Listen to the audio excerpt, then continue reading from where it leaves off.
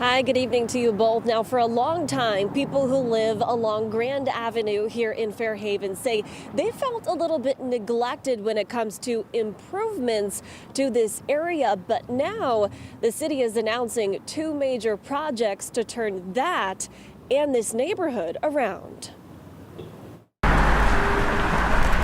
This is Grand Avenue, one of New Haven's busiest and most essential corridors in the Fairhaven section of the city. This has just been the most welcoming community for us, but also a community with a lot of challenges. Challenges Alder Sarah Miller has been working on for a while, especially when it comes to road safety. This stretch of New Haven has one of the highest crash fatality rates. The students who go here to Fairhaven School, like Natalia Marsano, notice it too.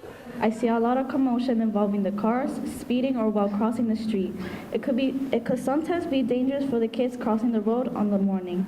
Now there are grand plans to make changes to the street, something Miller says this neighborhood hasn't seen in 25 years. Fairhaven is hopping, but it is about to explode. This stretch of road will see improvements to slow traffic. It'll also be repaved, get new sidewalks, better lighting, and more. Plus, they're building a public plaza for community gatherings and events. It feels like we're turning a corner, and there's a huge amount of work when you haven't had investment for that long.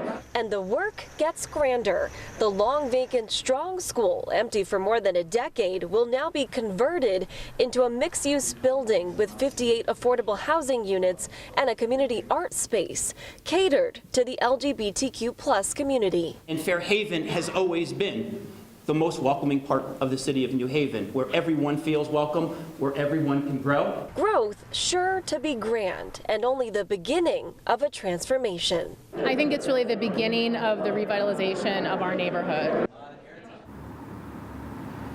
Now, both initiatives here are multi-million-dollar projects. The city says it plans to break ground here on the old Strong School by the end of next year, if not the beginning of 2025. Now, as for the improvements to the roadway here, the planning phase starts next year, and once they dig in the ground, the project will take 3 years to complete.